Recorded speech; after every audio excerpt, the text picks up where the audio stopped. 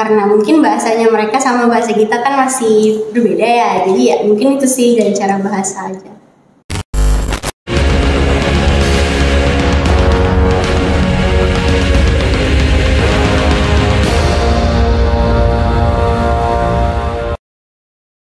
Hai guys, welcome to EduTalk, sumber inspirasi pendidikanmu. Perkenalkan aku Tari, teman sekaligus host kalian di episode EduTalk kali ini yang seru dan penuh semangat. Dan aku nggak sendirian nih di sini. Aku di sini bareng partner aku yaitu. Hai guys, perkenalkan aku Yusi yang akan menjadi partner dan interviewer di EduTalk kali ini. Nah, di episode kita kali ini kita akan membahas salah satu program dari Kampus Merdeka, yaitu program Pertukaran Mahasiswa Merdeka. Jadi, buat teman-teman yang belum tahu nih apa itu Kampus Merdeka, Kampus Merdeka adalah sebuah program terbaru yang diluncurkan oleh Kementerian Pendidikan dan Kebudayaan Nadiem Makarim sejak akhir tahun 2020. Program ini bertujuan untuk memberikan pengalaman belajar yang lebih luas dan beragam kepada mahasiswa sehingga mereka dapat mengembangkan diri dan lebih baik. Bener banget nih Kak Yusi. Di sini juga kita bakal mengundang tamu spesial. Kira-kira siapa nih Kak Yusi tamu spesial kita? Nah, tamu spesial kita ini adalah seorang mahasiswa IT di Presiden University yang sudah merasakan langsung keseruan dari program ini. Aku gak sabar banget nih buat ngobrol-ngobrol seputar Kampus Merdeka, baik pendidikan, pengalaman, dan hal-hal menarik lainnya. Aku juga yakin teman-teman juga gak sabar untuk tahu ceritanya lebih lanjut. So, jangan sampai ketinggalan ya teman-teman. Kalau gitu, langsung aja kita panggil tamu kita hari ini, yaitu Sri Amanda Putri. Halo Kak Amanda, aku manggil Kak Amanda, boleh ya? Boleh. Halo semuanya. Di sini aku mau tanya dulu nih sebelum kita masuk ke sesi utama kita. Aku mau tanya Kak Amanda, akhir-akhir ini kabarnya gimana nih? Alhamdulillah baik, cuman lagi sibuk aja nih karena udah semester akhir ya, udah mulai persiapan buat magang, buat final project dan lain-lain. Kesibukannya kalau boleh tahu apa nih selain kuliah? Aku sih sekarang lagi bantu mamah ya untuk nerusin projectnya mamah. Doain aja semoga lancar. Amin. Nah, untuk yang selanjutnya aku juga mau tanya nih, kan tahun lalu aku pernah dengar kalau kakak sendiri pernah ikut salah satu program Kampus Merdeka, yaitu Pertukaran Mahasiswa Merdeka di batch 2, bener gak Kak? Betul sekali. Aku mau tanya nih, apa sih yang buat kakak tertarik buat ikut program ini? Pertama itu tuh aku nggak pernah ya keluar pulau sebelumnya. Itu tuh buat challenging banget. Terus aku pengen banget ketahuin tentang culture di Bali. Terus pengen juga berkontribusi di PMM batch 2 itu tersendiri. Jadi ya I try it. Selama daftar PMM itu kamu ada kesulitan nggak? Waktu bagian regis nih ya, itu tuh sebenarnya aku daftar tuh 10 hari atau 5 hari lah sebelum closing. Jadi agak hektik banget diurusin berkas ya, karena harus minta ke Pak RT, Pak RW segala macem. Itu agak susah janjian sama Pak RT sama Pak RW-nya. Jadi ya mungkin itu sih dari situ. Wah, ribet banget ya. Lumayan sih, tapi ya yang penting harus ada prepare sih. Harus tahu dulu apa berkas-berkas yang harus disediain tuh. Itu berarti proses seleksinya kira-kira ada berapa tahap? Pertama itu ada seleksi administrasi. Yang kedua itu tes kebinekaan. Terus baru pengumuman, ada 3 sih. Nah, selanjutnya aku juga mau tanya nih, ketika kakak sendiri daftar Pertukaran Mahasiswa Merdeka itu, apakah ketika daftar itu cuma jurusan tertentu aja atau semua jurusan itu bisa ikut? Itu sih semua jurusan ya, bebas dari IT atau BA atau yang lain-lain bebas, cuma ada ketentuan untuk semesternya. Kalau nggak salah itu untuk semester ganjil sebenarnya, semester 3, semester 6 juga boleh, semester 7. Cuman waktu itu karena kita ini kampus internasional, jadi Aku daftar di semester 2 harusnya untuk semester 3, tapi waktu di sana jadi semester genap di semester 4. Kalau untuk universitasnya itu pilih sendiri juga atau dipilihin sama dari pihak kampus Universitas mereka? di sana. Iya, kalau dari- Universitasnya itu kita milih sendiri, pulaunya juga milih sendiri, asalkan nggak boleh sama kayak pulau kita belajar, sekolah universitas kita asli, sama KTP kita. Jadi kalau misalnya aku KTP-nya di Jawa, kuliahnya aku di Kalimantan, berarti aku nggak boleh daftar di Pulau Kalimantan sama Pulau Jawa. Sih. Berarti selama ikut PMM ini tahu dong kampusnya kemana? Tahu? Berarti kamu milih di Universitas Pendidikan Ganesha di Bali ya? Betul. Kenapa milih Bali? Apa mau sekalian jalan-jalan? Itu juga bisa sih. Karena jalan-jalan ya bisa tanya yang bagus, tapi terutama itu bagian culture-nya sih. Karena aku tahu kan Bali itu terkenal sama budayanya yang sangat toleran banget. Jadi aku penasaran aja gitu bagaimana mereka menerapkan toleran itu di pulau tersebut. Jadi kira-kira kamu Kamanda sendiri waktu kuliah itu berarti perkuliahan secara offline gitu ya? Iya, Atau offline.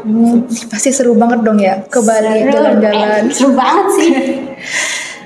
Sebelumnya nih Kak, ini pertanyaannya mungkin agak sedikit sensitif. Nah, biasanya paling sering ditanyain itu tentang biaya tunjangan hidupnya. Di sana gimana tuh biayanya? Mulai dari tiket pesawat, mungkin uang makan juga, uang kesehari-hariannya, atau mungkin biaya tempat tinggalnya. Itu biaya kita sendiri atau dari kampus Merdeka? Alhamdulillahnya ya, kementerian itu nanggung semuanya dari PP, pulang pergi, naik pesawat, terus biaya dari bandara sampai menuju kos-kosan juga, terus biaya hidup 1 bulan sampai selesai lah pokoknya. Can I spill the budget?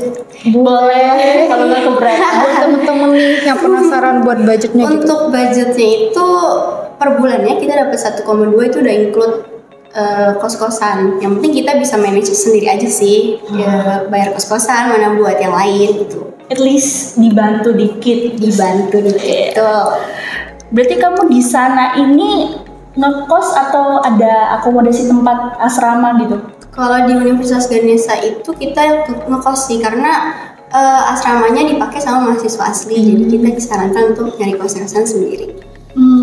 Tapi kalau misalkan mahasiswa universitasnya yang di asrama ini, apakah sama sistemnya kayak di Presiden University? Mereka wajib setahun asrama, habis itu boleh tinggal di luar atau gimana? Atau sampai selesai kuliah di sana baru bisa keluar dari asrama? Aku sebenarnya kurang tahu sih, tapi dari temenku nih yang asli sana, mereka tuh itu 1 tahun pertama sama kayak di sini, cuman selanjutnya itu optional, mau ngekos mau enggak bebas. Cuman disarankan kalau kayak dari Jayapura atau yang jauh-jauh banget disarankan untuk ngekos asrama di sini.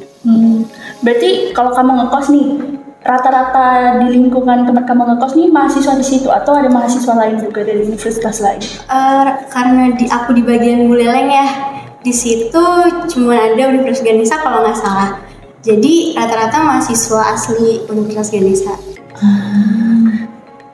Nah, selanjutnya nih, karena kita udah tahu lingkungannya gimana, budget untuk di sananya gimana. Sekarang aku mau tanya sekitar mungkin tentang tugasnya nih, tugas-tugas ketika program ini. Aku mau tanya, buat lulus dari program pertukaran mahasiswa Merdeka itu di universitas kakak, yaitu Universitas Pendidikan Ganesha itu sendiri, ada syarat atau kegiatan apa aja nih sebagai syaratnya untuk lulus? Contohnya kita perlu final project, atau mungkin tesis, atau mungkin kita setiap hari presentasi gitu. Berarti lulus kayak selesai kampus Merdeka gitu ya? Iya. Karena kita di situ kayak sistem elektif sih, jarang ada yang bikin kayak di sini final project atau apa, jadi by tulis written gitu aja. Berarti harus belajar tiap hari dong gitu? Iya.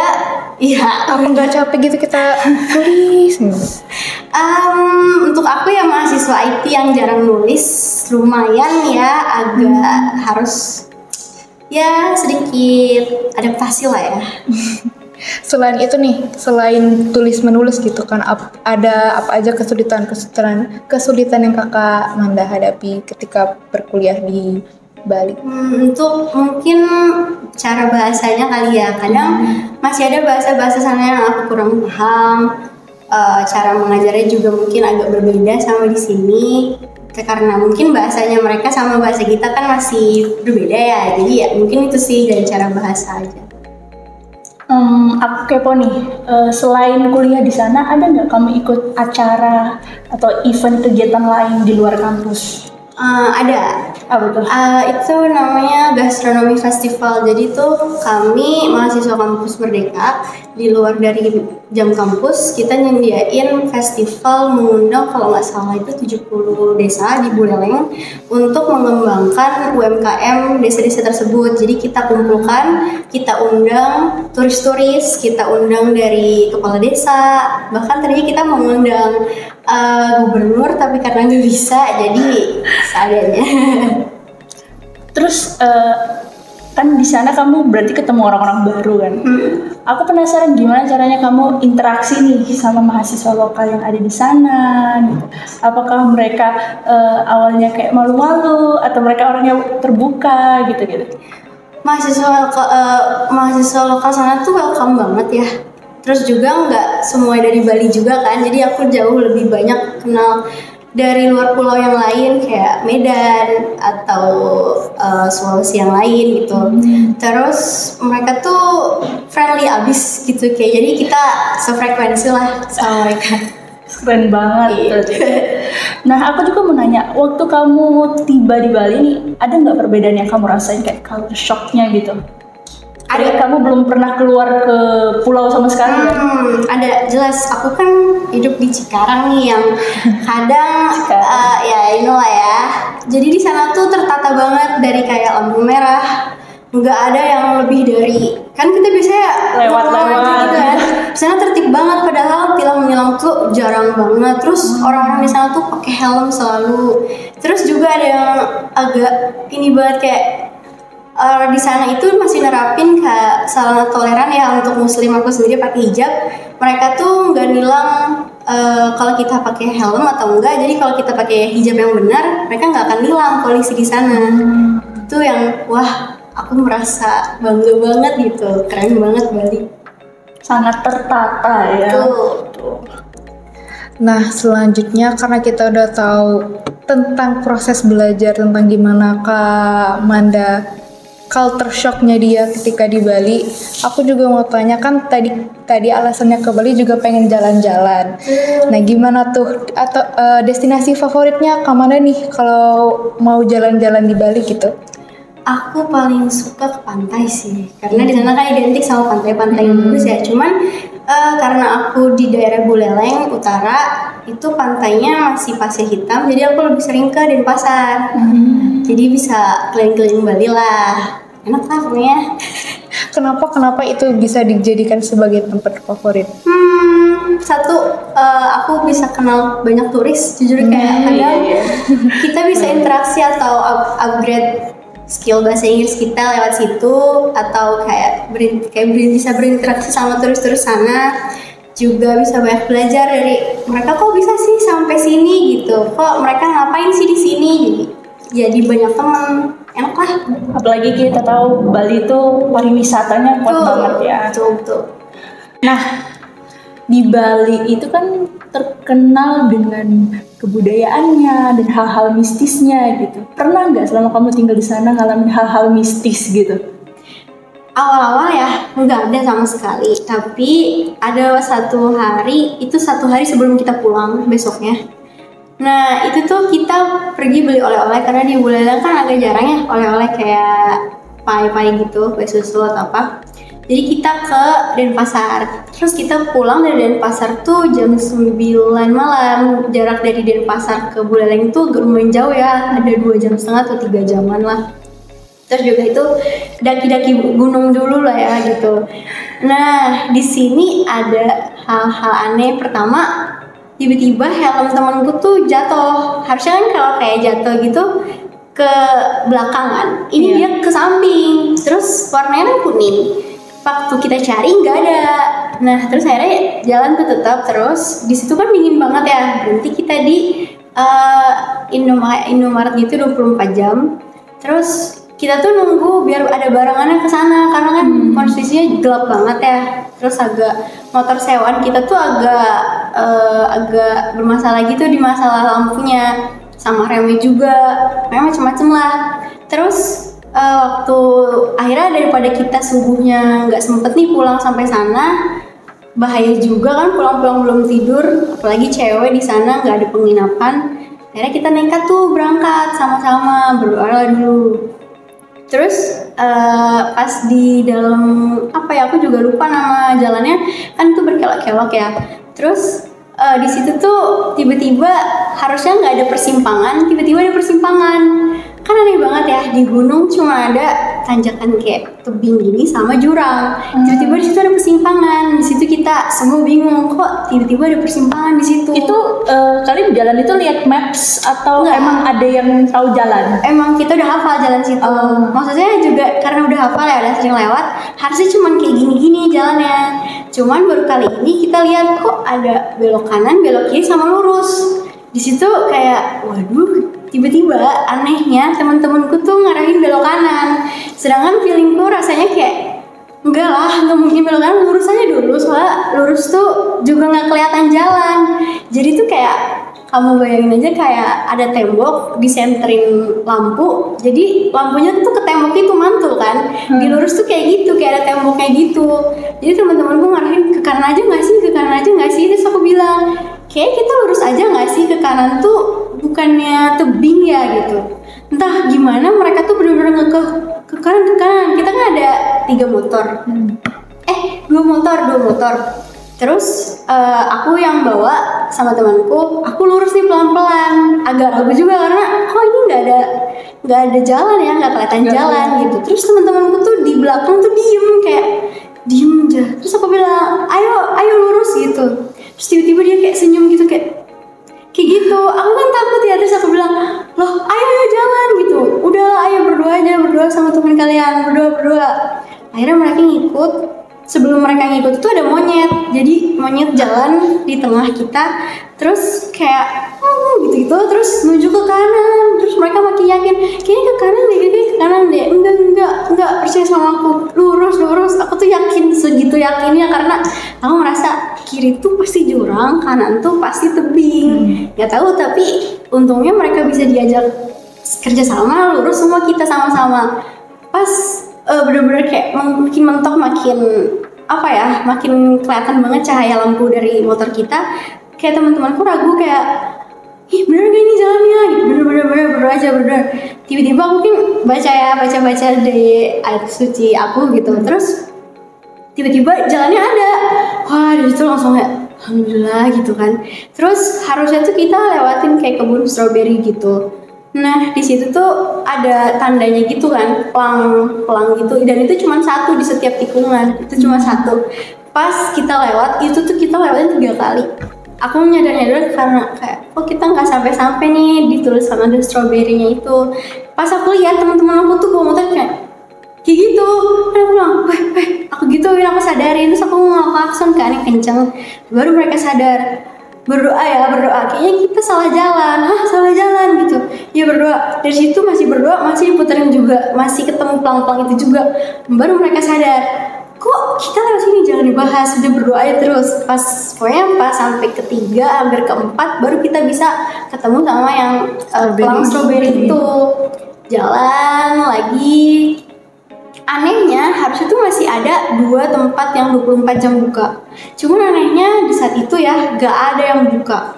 Pas banget tiba-tiba bensin aku habis. Udah kedap-kedip tuh. Sedangkan di sepanjang jalan itu gak ada tukang bensin. Eceran juga gak ada di situ karena udah mulai masuk kayak lebih ke hutan-hutan, bener-bener hutan. Kita tahu lah arahnya kayak aduh gimana nih, masih ada tanjakan, masih ada turunan, kalau kita dorong kuat juga gitu, nggak ada yang bisa. Ini juga nggak ada rumah warga di sekitar sini. Akhirnya aku tuh kayak ya Allah, aku nangis lah, kita semua nangis di situ ya, sama-sama takut, tapi gimana lagi ya udahlah sampai ini habis aja.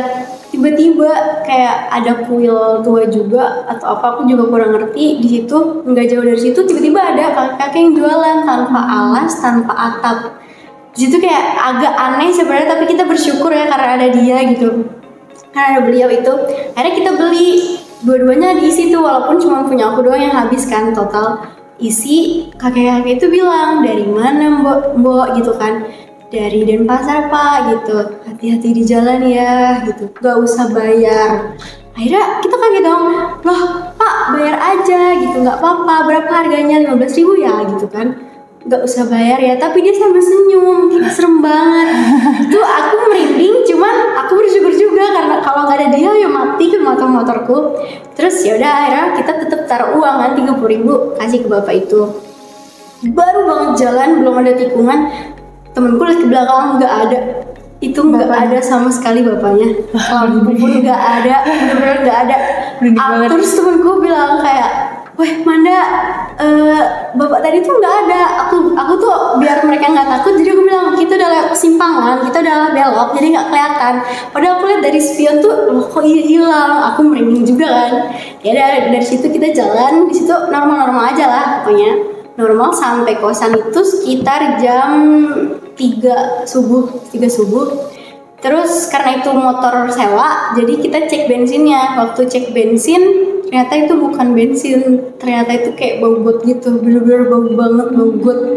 Sedangkan kita harus keluarin bensin itu sebelum kita balikin kan. Jadi waktu itu ditolong sama temen aku namanya Excel juga. Jadi dia sedot itu biar keluar got-got itu, bener-bener warnanya hitam, bukan kan biasanya bensin itu warna hijau ya, atau nyengat ya, gitu baunya kan. Ini bener-bener kayak, kamu tahu kan bau got, itu bener-bener bau got. Dari situ kayak astaga, kita ngelewati itu semua. Dan sampai subuh sebenarnya, dari jam 3 sampai subuh teman-teman aku tuh cuman bisa bengong. Terus aku kayak, wah alhamdulillah ya kita selamat gitu. Hah, emang kita dari mana? Setelah azan subuh baru mereka, oh kita udah sampai kos ya, Di situ kayak, ya walaupun agak aneh tapi alhamdulillah kita semua selamat. Itu paling pertama kali dan terakhir kalinya hal mistik datang. Saya datang langsung ke aku ngadepin langsung. Itulah kayak serem banget. Dikasih kenang-kenangan sebelum balik kali ya. Bener-bener hamin jam itu sih, hamin jam banget. Berarti selama kalian ngelewatin hutan-hutan itu nggak ada jaringan gitu? Atau ada? Kita nggak pernah, ini susah jaringan iya. Juga karena kita udah hafal sih sebenarnya, rasanya kayak oh ya cuman gini-gini doang udah hafal karena udah sering. Jadi kita emang bener-bener nggak ngecek HP, kecuali karena lampu senter kita kurang di motor, pakai HP jadinya itu bantuannya. Jadi HP-nya buat senter. Soalnya serem banget kan. Iya. Kalian tuh gak ada yang ngawal gitu loh. Bener-bener cuma berdua sejauh itu. Apalagi kalian dari luar pulau kan. Iya. Bukan mahasiswa lokal, bukan orang lokal juga. Serem banget sih. Tapi ya gak tahu ya, mungkin kita sebelumnya ada buat salah atau gimana. Aku juga kurang tahu karena kita sebelumnya main ke pantai dulu. Aku takutnya mungkin ada yang ke bawah atau apa, atau kita buat salah di pantai, jadinya kayak gitu sebenarnya. Gak kok mas serem. Bali seru guys. Seru banget. Enggak seru. Terus aku juga mau nanya nih, kayak kamu pernah nggak ikutan? Kan biasa kalau di Bali tuh sepengetahuan aku ya, temanku ada yang orang Bali. Jadi di sana tuh kalau misalkan ada hari raya kebesaran gitu, itu kan libur. Kamu iya, bisa ikutan nggak? Pertama kali aku masuk tuh ada hari raya, terus kita diajak. Cuma ada syaratnya kayak yang lagi halangan, perempuan halangan tuh nggak boleh masuk. Terus baju-bajunya juga kayak baju warna putih gitu ya, baju adat Balinya itu harus warna putih. Waktu itu kita diajak juga. Ya toleran, masih boleh pakai kerudung aku di sana, kayak oh ya nggak apa-apa, nanti kamu di bagian sini ya, kita nanti ibadahnya sebelah sini, kamu lihat aja kalau kamu lihat. Soalnya kan mereka kalau nggak salah ibadahnya tuh ada festival kayaknya gitu, jadi mereka suruh kita untuk oh ini nih budaya kita begini gitu. Enak banget. Sumpah. Selama prepare festivalnya itu kamu pernah ikutan nggak? Misalkan buat tanam atau buat apa sih namanya, untuk ibadah mereka ada kayak buah-buahan yang ditaruh di tempat gitu. Oh iya. Untuk yang buah-buahan aku nggak pernah sih, tapi kalau cana aku belajar. Karena di sana kita juga ada setiap hari Sabtu weekend gitu, kita tuh ada kayak culture gitu, keliling-keliling belajar daerah situ lah pokoknya. Terus kita juga belajar tarian sedikit, tarian Bali itu lumayan susah ya, tangannya harus kayak gini-gini. Ya itu sih paling itu doang yang kita ikuti. Berarti pengalamannya udah banyak banget ya. Alhamdulillah. Ada nggak hal yang menarik mau kamu share buat teman-teman podcast Edu Talks yang nonton ini? Hal menarik ya di sana. Iya. Pokoknya kalian tuh jangan pernah diem aja di kosan. Kalian tuh harus explore, apalagi kalau kalian milih di Bali nih tepatnya nih, karena banyak banget wisata-wisata. Dan apalagi tuh gratis ya, kalian kesananya tinggal kalian keluarin aja tuh, bisa irit juga di sana dan gak mahal-mahal di sana. Ya, explore aja pantai-pantai Bali, gunung di sana, terus sawah-sawah desa di bagian Ubud, banyak deh. Harus berani explore, jangan males-malesan. Wow, Keren banget. keren banget nih kisah dari Kak Manda sebagai salah satu peserta dari program Kampus Merdeka, yaitu pertukaran mahasiswa merdeka di Universitas Pendidikan Ganesha di Bali. Nih, aku punya last question buat Kak Manda. Boleh nggak nih sharing atau kasih saran buat teman-teman EduTalks kita gimana cara mereka supaya tertarik untuk ikut program dari Kampus Merdeka ini? Tips ya, tips. Satu sih, berani untuk coba, berani aja untuk coba. Jangan pikir kayak, oh IPK-nya harus segini, oh aku nggak bisa ini, oh tes kebinekaannya susah atau gimana. Gak usah mikirin itu, yang penting kamu berani coba, kamu hebat. Oh, kamu hebat. Kalian Kamu semua hebat. Kita semua hebat. Nah, buat teman-teman EduTalks yang pengen tahu nih syarat-syarat atau pendaftaran Kampus Merdekanya itu sendiri, teman-teman bisa langsung cek di situs Kampus Merdekanya langsung atau bisa ke kantor Kampus Merdeka yang ada di kampus teman-teman sendiri. Bener banget nih Kak Yusi. Ingat kata Kak Manda, jangan takut untuk mencoba. Oke, gak kerasa nih kita udah sampai di akhir podcast kita, yaitu EduTalks hari ini. Aku harap informasi tentang program Kampus Merdeka, yaitu pertukaran mahasiswa merdeka, bisa memberikan inspirasi dan wawasan baru bagi teman-teman semua. Thank you banget buat Kak Manda yang udah hadir, yang udah sharing ceritanya gitu kan. Aku jadi pengen coba, tapi ya semoga keterima gitu kan. Amin. Dan buat teman-teman yang ada di rumah, yang udah nonton atau dengerin podcast kita, jangan lupa untuk subscribe dan ikuti terus EduTalks, podcast yang menjadi sumber inspirasi pendidikanmu. Bye-bye!